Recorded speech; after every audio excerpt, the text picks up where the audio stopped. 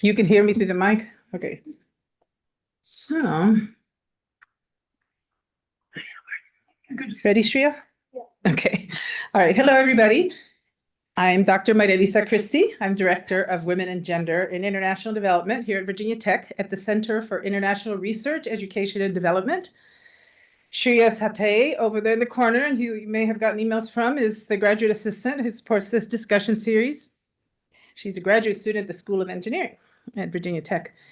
So welcome to the Hybrid Women and Gender in International Development discussion series. We have people on Zoom and people in the room here, and we're happy that you could all join us virtually or in person for today's discussion featuring Dr. Neeti Ariel Canal as guest speaker.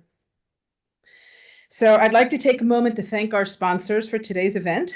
So our co-sponsors with CRED, that's how we say our Center for International Research, Education, and Development, are the Women's and Gender Studies Program, the Department of English, and the College of Liberal Arts and Human Sciences, Diversity, Equity, and Inclusion.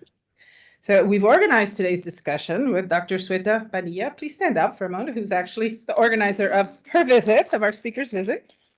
And she is an assistant, Dr. Bania, is an assistant professor of rhetoric and professional and technical writing at Virginia Tech. She specializes in transnational disaster studies, feminist rhetorics, non-Western rhetorical traditions, and community engagement. So this event is a part of several things. So we're part of Women's Month. So I actually would like, I know Bonnie's there, Director of Women's and Gender Studies here. Just stand up for a second. Because like everybody's here. Okay, there's Women's and Gender Studies. And then Anna Lamascolo, the co-director of Women's Center, is here. And this is part of Women's Month that they organize. So a lot of events the whole month. And you can find that online. And it's also a special event for the Virginia Tech Principles of Community Week, which is this week. And I'd like to read. Okay, people on Zoom, please mute yourself so we don't hear noise in this room. Thank you. And Shreya.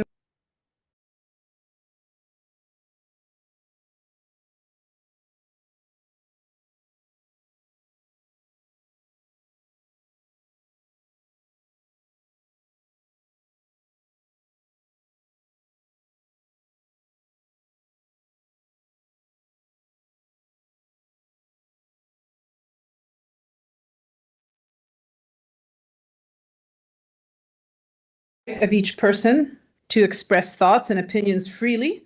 We encourage open expression within a climate of civility, sensitivity, and mutual respect. We affirm the value of human diversity because it enriches our lives and the university. We acknowledge and respect our differences while affirming our common humanity. We reject all forms of prejudice and discrimination, including those based on age, color, disability, gender, gender identity, gender expression, national origin, political affiliation, race, religion. No, now I'm going political affiliation. Yeah, race, religion, sexual orientation, and veteran status. We take individual and collective responsibility for helping to eliminate bias and discrimination and for increasing our own understanding of these issues through education, training, and interaction with others. And finally, as Virginia Tech, we pledge our collective commitment to these principles in the spirit of the Virginia Tech motto, Ut Prosum, that I may serve. So, and I believe, Shreya, you were putting that link in the chat for people on Zoom. Okay, so, all right. Now, so additionally, this week, this discussion is just a few days before the start of Virginia Tech's first Accessibility Awareness Week, which will be next week. And I would like to draw attention to that. So, Shreya, can you put the link to that also? You already did. She's ahead of me always. Okay. All right. So, just from the first section of their website says the inaugural Virginia Tech Accessibility Awareness Week is scheduled for March 18th through 22nd, 2024. Modeled after Global Accessibility Awareness Day, the goal of this week is to provide learning opportunities and resources that engage the campus community to think, discuss, learn, and take action regarding digital and physical accessibility. So they have an amazing calendar of events for next week.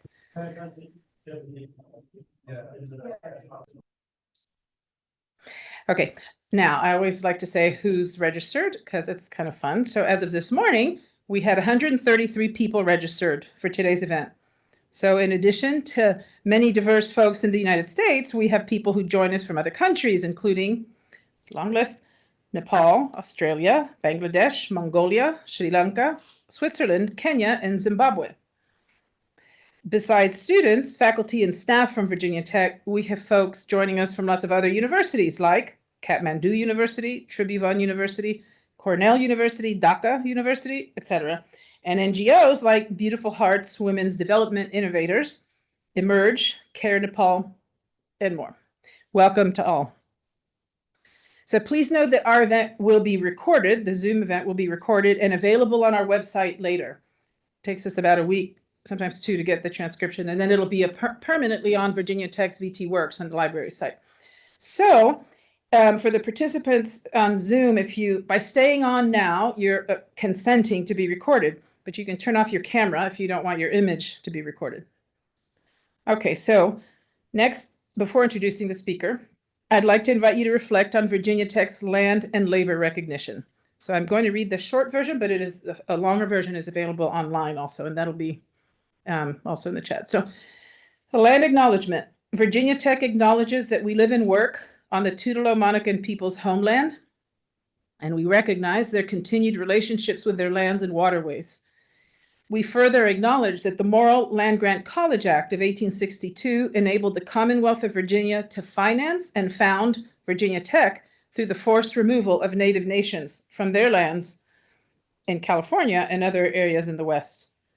Okay, our labor recognition. Virginia Tech acknowledges that its Blacksburg campus sits partly on land that was previously the site of the Smithfield and Solitude plantations, owned by members of the Preston family. Between the 1770s and 1860s, the Prestons and other local white families that owned parcels of what became Virginia Tech also owned hundreds of enslaved people. Enslaved Black people generated resources that financed Virginia Tech's predecessor institution, the Preston and Olin Institute, and they worked on the construction of its building. Okay, now some brief housekeeping notes. This is going to last approximately 45 minutes. Our speaker's presentation will be 20 to 25 minutes, followed by about 20 minutes of discussion and Q&A with the audience.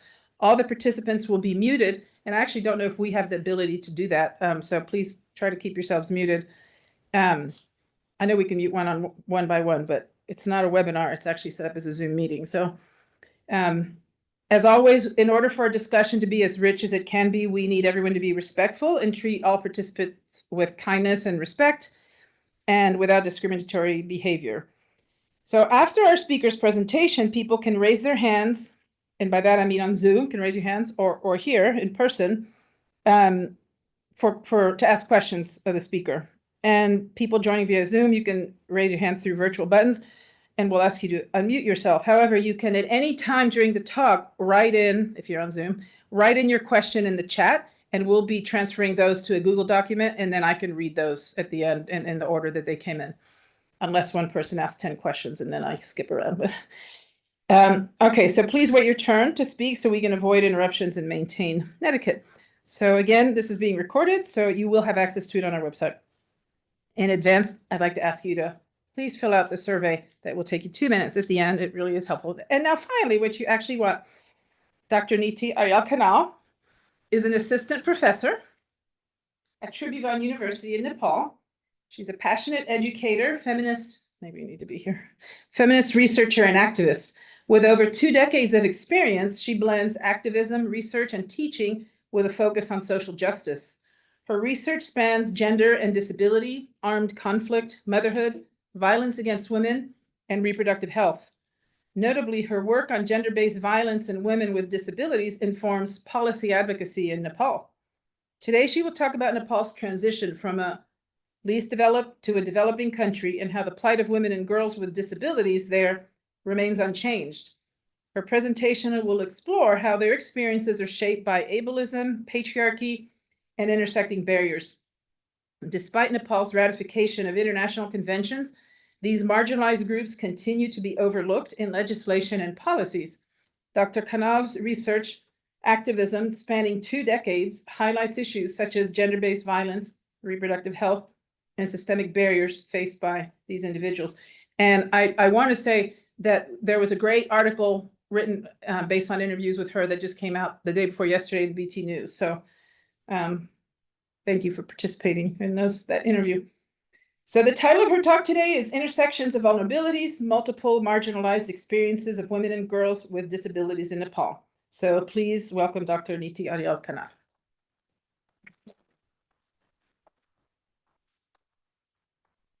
Thank you very much for a very, very warm welcome. Am I audible to you all? So it's a great honor and privilege for me, women academic teaching in a public university in a developing country, Nepal, having this platform in world's one of the leading academic institutions. I feel very emotional that I'm standing here today. So thank you all who have joined physically and also who have joined virtually. And I would like to take this moment also to thank Dr. Sweta Ganibania, Maria Lisa, Bonnie, Dr. Mehra from Sociology Department, and all the admin staff. Like a lot of people are behind this to make it possible that I'm here today. So I thank each and every one of you to make this possible. So I am a teacher who teaches very long classes in Nepal. My classes starts at 6:30 a.m. and I teach until 10 a.m. Sometimes the class is continuous. So Maria Lisa has told me she would give me some heads up so that I keep it within the time, because it would be very valuable also to have more interaction from you. So I'm very much looking forward to your questions, because this presentation that I am making is happening at such an opportune moment that I am planning to write a book based on my 2 decades of continuous research in this area. And I have been meaning to write this book since last 10 years, but I kept on getting into other things. It never happened. So this talk, making this talk here at Virginia Tech is like ultimate push that I needed. Like, okay, this is a priority. I'm very excited. So I'm going to start. So today I would be talking about my positionality, and I would be talking a little bit of contextualizing women with disability and disability issues in Nepal, but I will keep it very, very short, but I feel it's important that we understand the context. So my talk would be organized around 3 areas of research that I have done on women with disability in different point of time. So I take my research that I have done over these years as a reference point to advocate also the issues and also present what findings that I have generated. So while I am saying these things, I'm not making a claim that I have done this work single-handedly, because I have been which I'll be talking in positionality, that how I fit into the whole picture of this activist researcher work that I consider myself doing. And then I will be talking about the way forward. So this is very important for me to share that I come from a family with disability. I wouldn't elaborate that story too much because it's not the time and the place.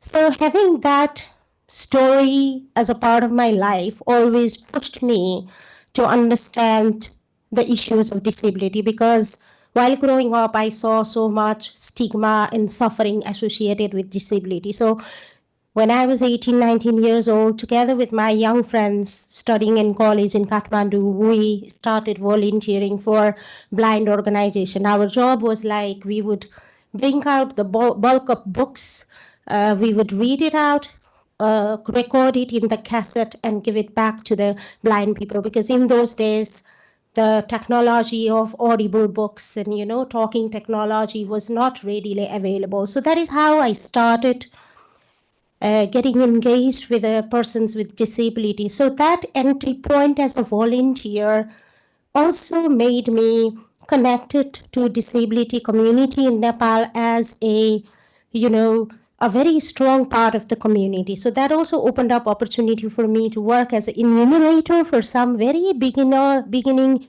initial research that was being done by other people, international organizations in very early 2000. So right at the cups of me wanting to write a thesis on something catchy, something that is deliver me a job, what happened was 18-year-old young women with partial visual impairment. She shared about her story of continuously being violated by her head teacher for 6 years in a residential school. inclusive school. So having heard that story and having met her, and I searched for the research, whether there are any studies that is being done on women with disability and their experience of violence. So I didn't find any. There was some formative research being done in Nepal during 1997, 1998, but disabled women were not participants. And the discussion of that disabled women can be victimized or victims of gender-based violence was not yet registered. So I then found a topic that I really wanted to do research on, and that also made me engaged in the process of seeking justice, supporting being as part of a team led by other women with disability friends. We went to the courts, we were writing petitions, we were going places. So this has been like my work with women with disability is very much based on the personal friendships and collaborations. And over the years, we have become very close. And I have found myself in a position of a researcher who I see my main work is to develop the evidence for the issues of activism raised by the women with disability community, because for the activism, you need evidence as a backup. So I find often myself in that position. So after this, I'll quickly share about Nepal. I would keep it very, very short. Nepal, or most of you would know, it's in between India and China. It's a very small country sandwiched between two growing economies of, Asia. So, and Nepal is a very multicultural country, 142 ethnic groups. And this is important to remember also because experience of disability is very much shaped by also the different identities other than the disability. And women in Nepal, despite the progress we have done, still considered secondary citizens. Why? Because women cannot still confer directly their citizenship to their children. It's important that, they have father. And despite active contributions that women have made in all major social movements, when it comes to sharing the power, getting the fruits of those movements, often they are left out. So, but having said that, it doesn't mean Nepal hasn't had made progress in gender issues at all. Like if we see, especially in an area of politics, we have made a huge leap since 2008 by reserving at least 33% of seats for women. So that has brought us a really remarkable number of 41% of 31% of women elected representatives in the local government.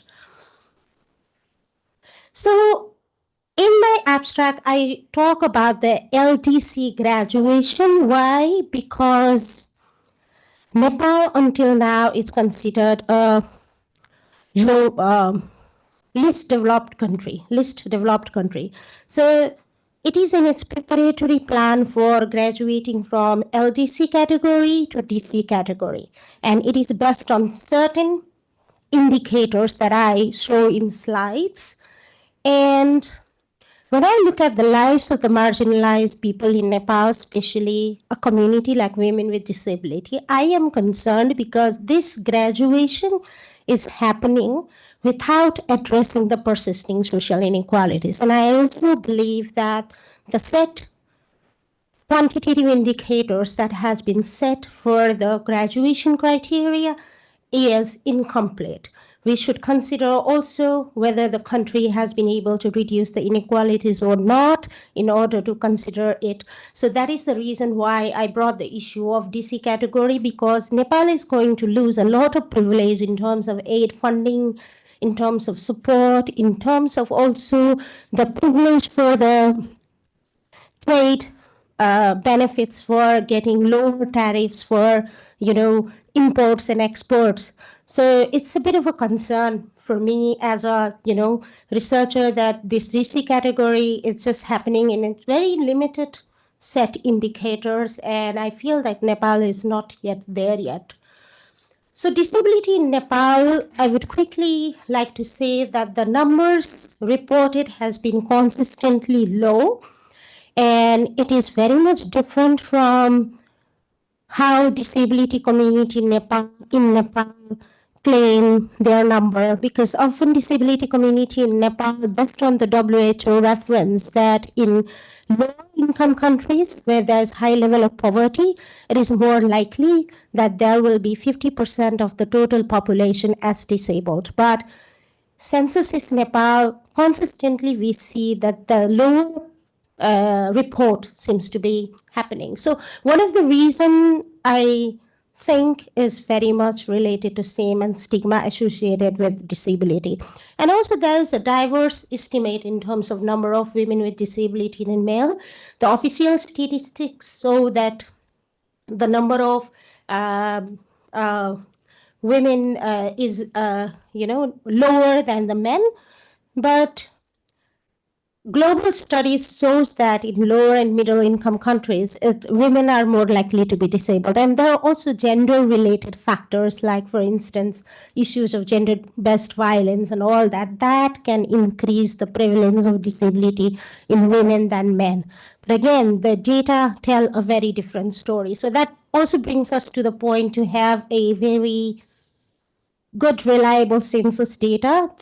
There's so much work that needs to be done in that area.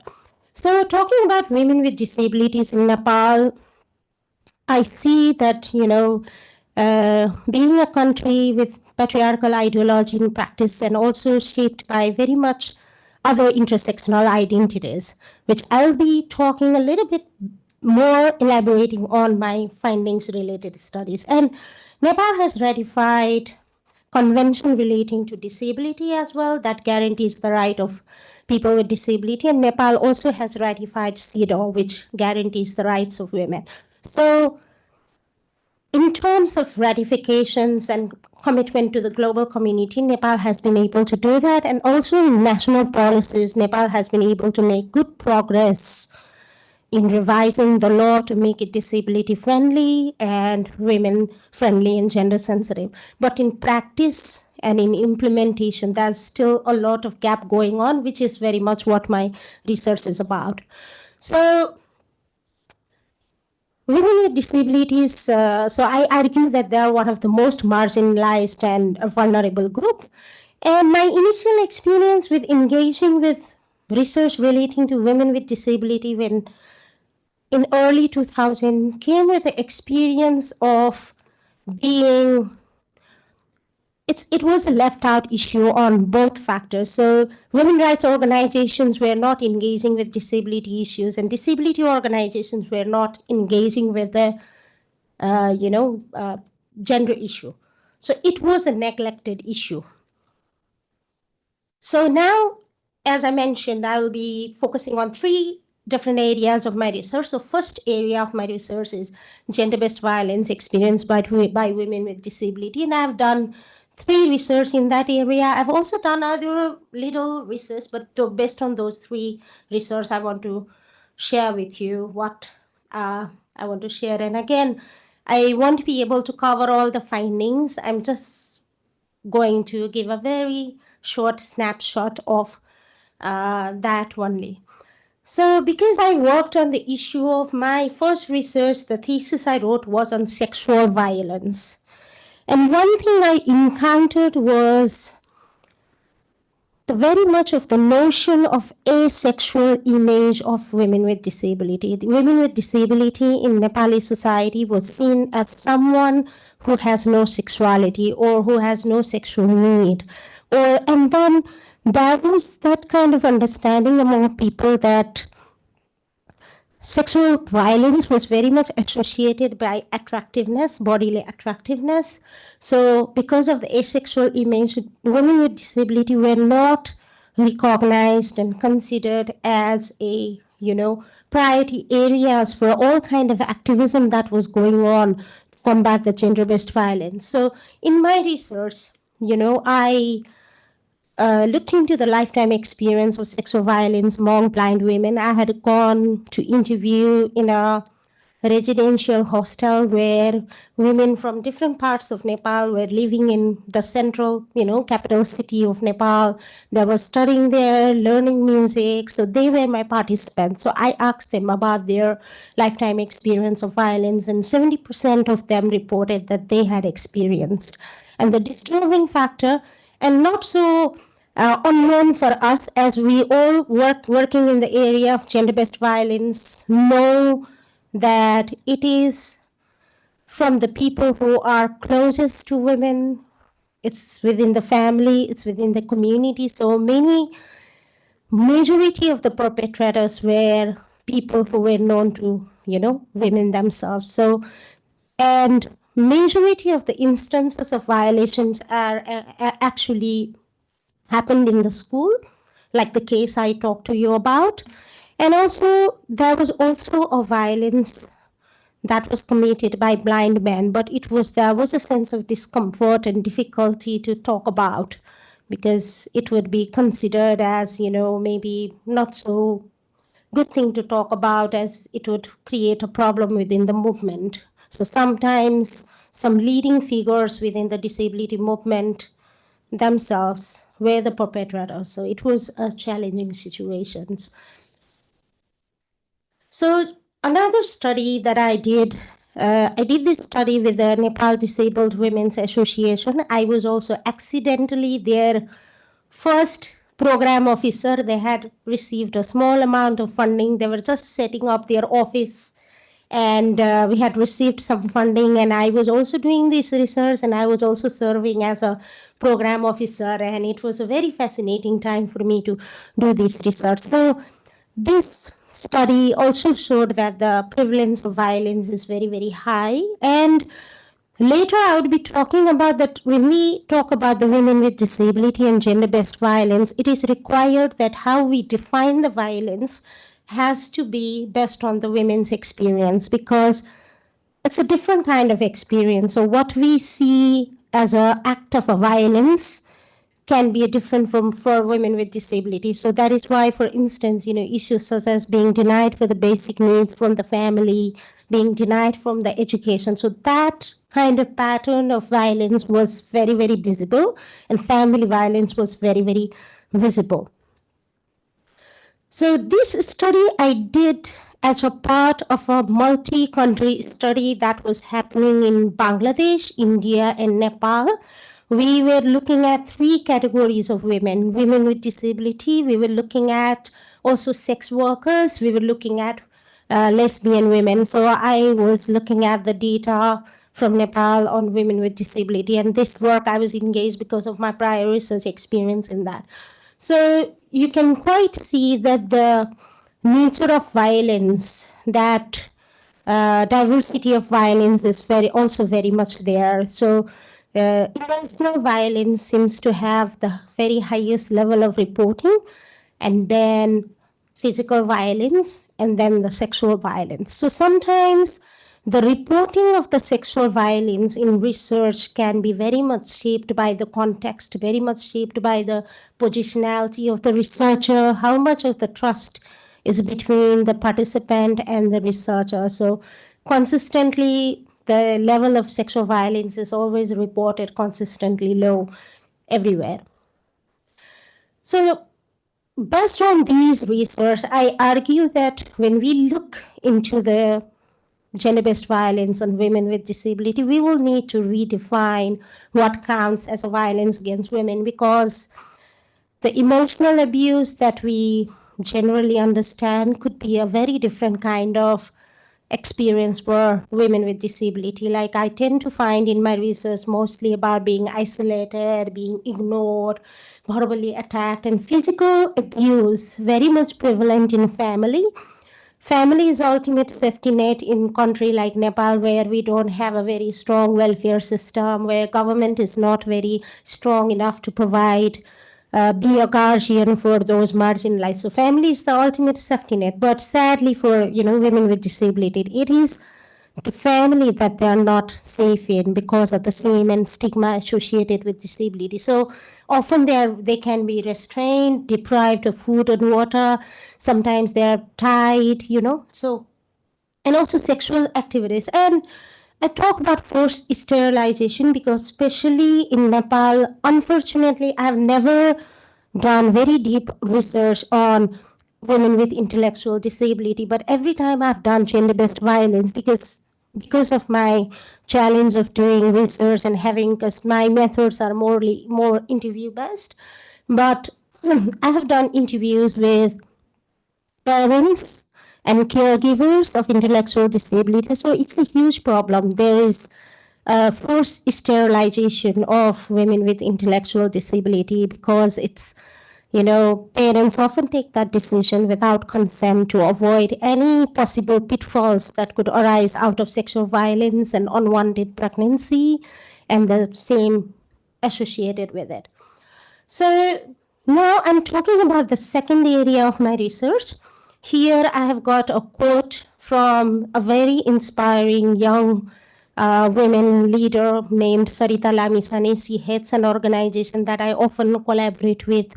We do a training together, workshop together, and I'm going to quickly translate what she writes over here. So she says that the sexuality of women with disability seems to be seen very differently from normal women. It is seen as if women with disability do not have any sexual needs, or if they express it, it is as if it is a disaster for the society or something. So I found this very powerful because, there's a very thriving advocacy currently going on in Nepal about sexual reproductive health. So in 2013, when I finished the research project, when I wrote a grant proposal sometime 2012, I saw a lot of advocacy on sexual and reproductive health rights that the women with disability were really leading, but we didn't have any data to push the advocacy, push the policy change.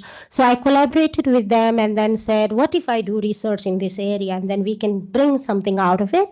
So that is how I happened to get this fellowship that allowed me some time and also resources to do research on sexual and reproductive health of motherhood experience of women with disability. So the context of that was in 2009, national organization working with women with disability in Nepal called NDWA, they had filed a public interest litigation on the grounds that women with disabilities are denied from right to reproductive health. So then Supreme Court also issued a directive orders to ensure that the reproductive health services in the hospital has to be disability friendly. So after that, the main struggle was to help us understand, first, also train the healthcare workers how we can give disability-friendly services. In one hand, the issue was very much about the physical accessibility. But on the other hand, as a sociologist, I saw the deeper problem very much was about how motherhood was seen in relation to women with disability. Because the position of women with disability or people with disability is very much someone who needs to be cared for, right? Their position in the society is someone who needs care because they are unable, because of the discourse of, ableism defines them as somebody who is not able to care for themselves, so they need to be cared for. And then I saw that when women with disability started getting married, and they wanted to embrace the motherhood as well. And then there was a lot of resistance from the medical community. There was a lot of the stories of discriminatory behaviors was coming about, because at that same time, the friends that I had started working in 2000, they had gotten married, they were having babies. So they were my very friends who were going to the hospital and coming back with stories that the doctor said to me that, why you have to be a mother? How you can take care of a child? I mean, you are not able to take care of yourself. I mean, you should rethink this decision. So those kind of stories were coming in. So I did this research, blend of both quantitative and qualitative approach, and I had a lot of stories of women sharing the stigma of not being considered a good mothers or not being able to be a good provider because of this concept of ableism. So one of the major data that came out of my research was that the disability-friendly infrastructure based on experience of women with disability was majority like that. And in Nepal, it is still like that. I wouldn't say it hasn't been progress. We have had now we have made a directive for the healthcare providers about the disability sensitive healthcare behavior, but in terms of the change, it's still very slow, and there's still so much work that needs to be done. Now the final area of research, I hope I still have some time left.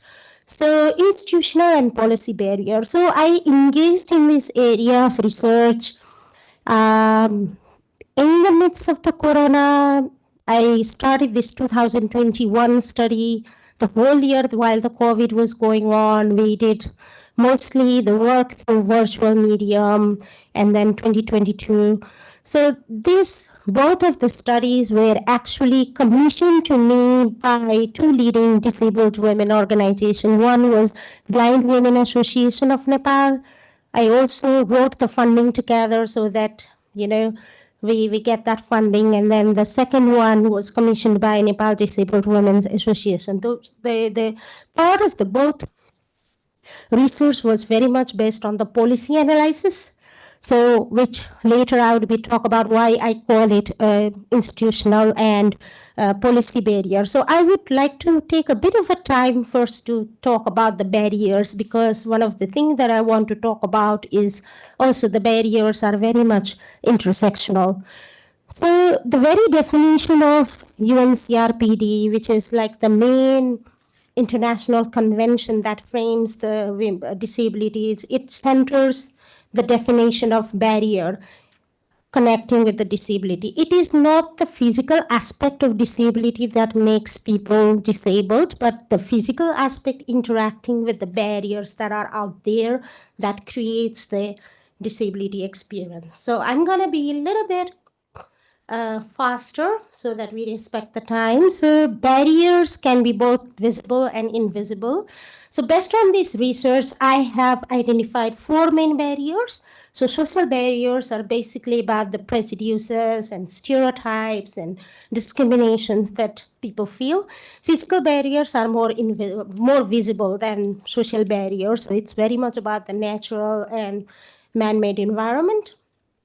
And another one which I found fascinating to work on during this experience of doing this research is communication barrier, how we communicate, how we put out the information online, offline, face-to-face, and how accessible it is. And then last but not the least, institutional and policy barrier. So that was the area of my research, the third area of research that I'm presenting on.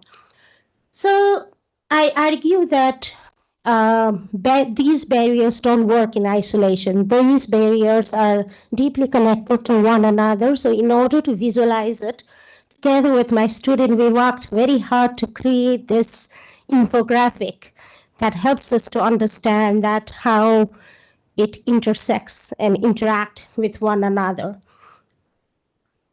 So, and also while analyzing the policy, I was driven by my main question was who makes the policy on women with disability? Who sit on the table that makes the decision on women with disability? That was the driven question that helped me push on that study. And I realized, it's never, women with disability in Nepal have never been in that position in the table to make policy themselves, which I'll be telling you where are the gaps. So my main argument is that all kinds of policy on people with disability, persons with disability, are working on intersection of ableism and patriarchy. Patriarchy part, I would skip it because we all are well versed in it. But ableism, I would like to take some time to explain. So it is very much about an ideology that shapes people's thinking that persons with disability are less than person without disability. So four main categories are there. So because how we define normal and natural, and another is person with disabilities are not seen as a ideal citizen, how citizenship is defined. And another is that the idea of independent, which is a very much of an irony that humans are never independent, you know. Humans are interdependent. Nobody can live their life independently. So this idea that the independence, the definition of independence is very much shaped by the ableism and the forced separation. So based on this perspective, in the policy barrier, I mean, one way of my data generation was very simple. What I did was I simply did the word search on policies that were made for gender equality, and also I did the word search on policy that was made for persons with disability. And I came across a very interesting finding, because when I looked at the policy that is designed for the gender equality, to foster gender equality, women with disability were mostly invisible. And I find it important because if you don't name it in the policy, it's never going to come up in the implementation. They have to be named, they have to be identified. Otherwise, the logic usually given when we talk about these kind of issues, it's clean for everyone, but it's not like that. So that is why I think, or another thing quite interestingly is that there's still no commission. And I looked into the representation of women with disability in all major policy making commissions that work on the policies. No representation at all. There's not a single representation on very newly formed National Inclusion Commission. Not a single person with disability, not a single woman with disability. So now I'm gonna finish it. So I think we all working on these issues in Nepal, we really need to push towards formation of commission on persons with disability, very much ensuring the active participation of women with disability from diverse background and intersectional representations on different commissions. And last but not the least, in Nepal, we have had a very long experience of dealing with caste-based discrimination. I would say the problem hasn't solved entirely, but now it's more, easier to deal with it because it has been criminalized through the introduction of the act. Because any act of caste-based discrimination is now a criminal act that you can report to the police and they can be arrested. So one of the recommendations I also have suggested is that the discrimination against persons with disability also needs to be criminalized because there's so much discrimination that they face. So thank you all very much for listening to the talk, and I look forward to the questions and the comments. Thank you.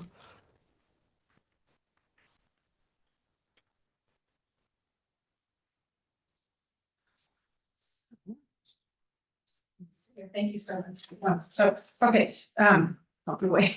Okay, so we have two mics here. I don't have access to the Zoom, so I can't see if there's been no message. Okay. So, if people would like to speak, this room is mic'd, so people on Zoom will hear you without the microphone. But if you don't have a loud voice, it will help other people in the room hear if you're using the microphone. So, please raise your hand, and we have plenty of people here to have a Q&A. This is a discussion series, so it's not just questions, it's discussion. So please, I look forward to hearing. We have a lot of people here interested in this topic. So, are you raising your hand? No, you're just pointing. Okay, here we have somebody. Okay, and maybe say your name or something. So, okay, sure. And I'm gonna. You can. Thank you. Hi, thank you. Thank you for the talk. That was very interesting. My name is Raksha Sharma. I just have a simple question. Since you mentioned disability discrimination is not criminalized in Nepal, what about the Persons with Disabilities Act? What does the law say when you discriminate against somebody? Let's say in employment, you did not hire somebody based on their disability. Can you speak a little bit louder? I'm not. You don't hear me? Working? Okay. I'll repeat my question. So my question are there the Persons with Disabilities Act of Nepal, does it not punish individuals or let's say employers when they don't hire people based on their disability? Like, what is the criminal action against those individuals? So thank you so much. Very important question. So I want to quickly summarize your question. You wanted to know about the provision for the employment for the people with disability and also the discrimination associated with the employment. Sure. Yes. Okay. So there are provisions, and also there are provisions in the Disability Related Act, and also there's provision in the Civil Service Act, and also the act relating to education. There is a provision that persons with disability are given reservation. Like there's currently a 5% reservation that people with disability can compete for the civil service examination. So some of my friends have now gone and becoming, the government officers. But there are still some provisions that are in the Employment Act or Economic Act, which I have done in my report, which I'm happy to share, that there are certain provisions in which persons with disability resulting out of while doing the job, they could lose the job because there is a criteria of physical fitness that can exclude people with disability. Still, for certain professions, like there was a time where women with disability, students with disability who are women, because nursing is very lucrative subject to study in Nepal. Women with disability were denied entry in nursing schools because of the criteria of the physical fitness. So even with a very minor impairment, for instance, a slight limp in the leg or maybe minor vision related, they were denied entry because there's a clause that says that the students studying nursing should be physically fit. So there are still discriminatory positions that, works to exclude people. Yeah. Thank you for the question. I just want to go ahead and read one of the comments on the chat. So one person responding to something that you had said, I think we'll all know what she's talking about, said, I had that happen to me too. My provider offered a hysterectomy and I'm only 22.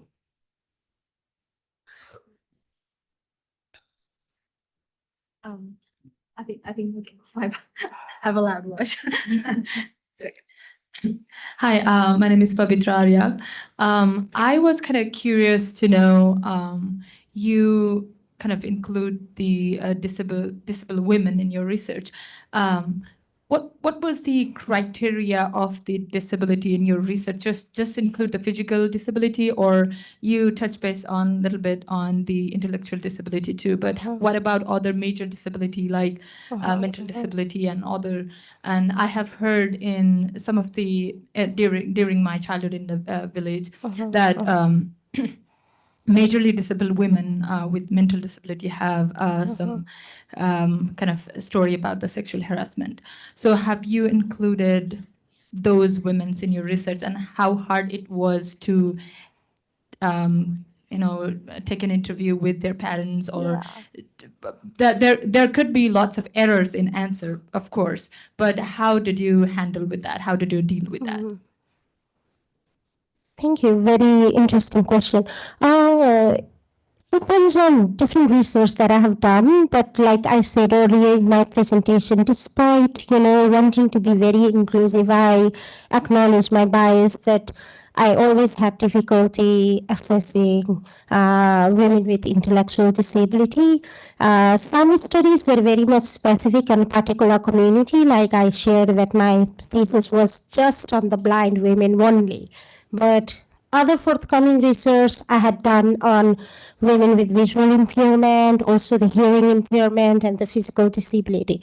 So I struggled based on, the type of disability with the blind women because I had a very good friendship and all that. It was easier. With the deaf community, it was a little bit hard, but especially the research that I did on sexual and reproductive health, I learned a lot in terms of interviewing techniques. I was doing focus group with the deaf women. We were sharing stories about their experience of accessing reproductive health services while they going on to deliver their babies. So we had a sign language interpreter. So process was very, very slow, but it was very deeply engaging communication, because I realized we so much rely only on the verbal communication, right? So with the deaf community, the non-verbal cues, the body language, the facial expressions were also the thing that I could learn to decipher. And then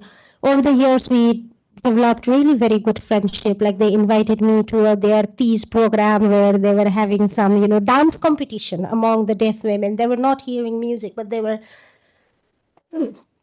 dancing. So I think I learned, because the main thing I realized working with any kind of marginalized community, the main thing is, as a researcher, respect. That is the main connector, I think. Rest of the thing, if you have that, if you're respectful, the technicalities, I think you will learn over the time, So for me, always having that respectful behavior, and also uh, because we developed friendship over the time, it was not just the research relationship. It was more like of two friends coming together to have a conversation. So that helped ease my, you know, uh, interviewing and all that. So there are certain challenges relating to disability to navigate that. But thank you for asking.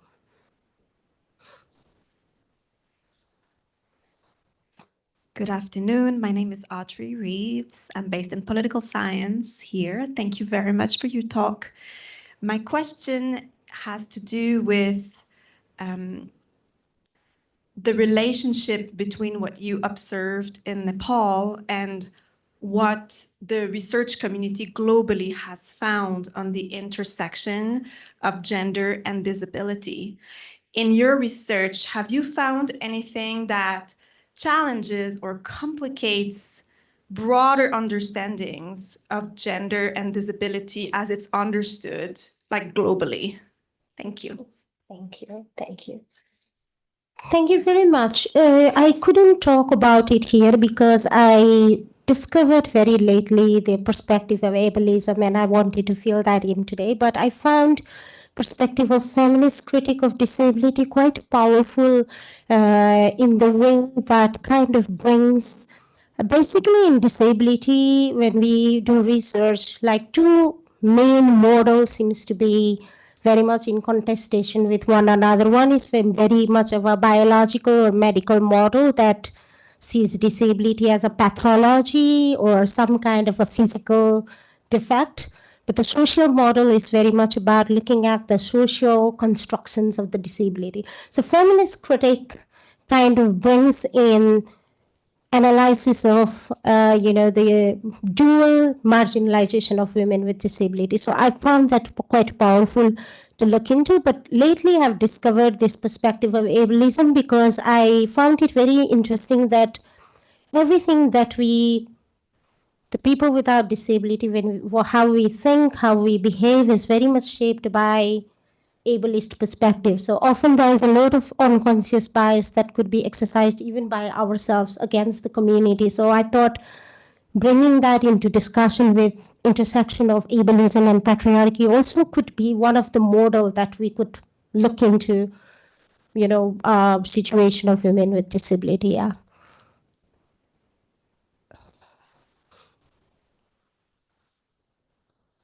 Thank you so much for your work. This was an incredible overview of what you've been doing for a long time. I'm Christine. I'm in Women's and Gender Studies. And I think just thinking with this Audrey's question, and I apologize, I don't have a perfectly formed question, but I'm thinking about motherhood and the reproductive sort of dimensions of disability and the ways you were talking about disability. A disabled person is a sort of failed citizen, and in some ways, in many ways, they're also sort of failed mothers, right? Or failing or will fail. And so I'm just thinking about queer women, and in the context of intersectionality, if you could just talk a little bit about what you know or have observed or learned about queerness in your context and how and whether it functions as at all liberatory, because it can be outside of some of these other heteronormative spaces, but I imagine is also quite intersectionally compounded, intersectionally harmful or difficult. Yeah. Yeah. Thank you.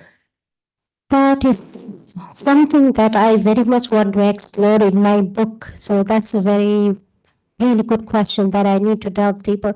In 2013 study, I had a unique challenge. Like, the activism needed data on reproductive health services accessibility, but my prior experience of research on motherhood, I was very much interested in the social construction of motherhood and how it plays out in experience of women with disabilities. So I tried to blend a little bit of both, and the way that I've done was bringing in the narratives of motherhood experiences of women with disability, how they see themselves as a mother. So I think it's very much shaped by the notions of motherhood in Nepali context, South Asian context. Motherhood, there's a notion of compulsory motherhood because every woman still, it's the ultimate life path is like you're born, you get young, you get married, and then you have babies. It's like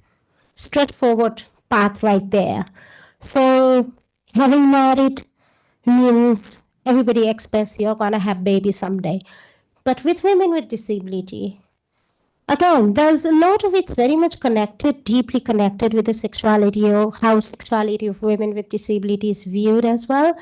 So in terms of motherhood, that dual identity of being cared for and caregiver. And also, I think our way of looking at motherhood as something that is single handedly done by a single mother.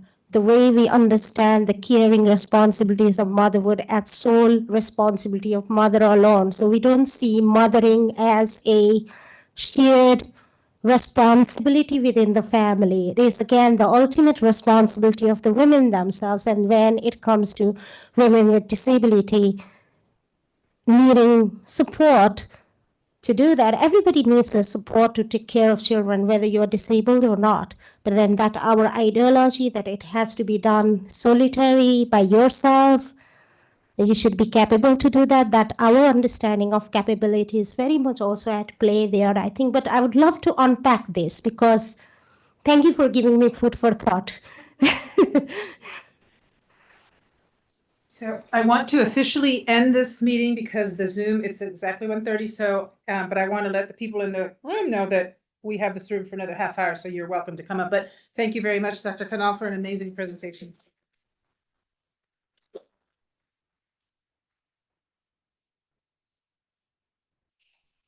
Okay, so, and then we are sharing a short survey, as I mentioned earlier. It's really amazing. We usually get like 3% response. Come on, you guys, let's change it this time. Do it. It helps us raise money for this discussion series, which we've had going for at least the 17 years that I've been here, but we have to show that people care about it. So our next event is going to be a special session looking at masculinities and women's empowerment in development projects. That'll be on April 11th. You'll hear about it. You'll get an email about it.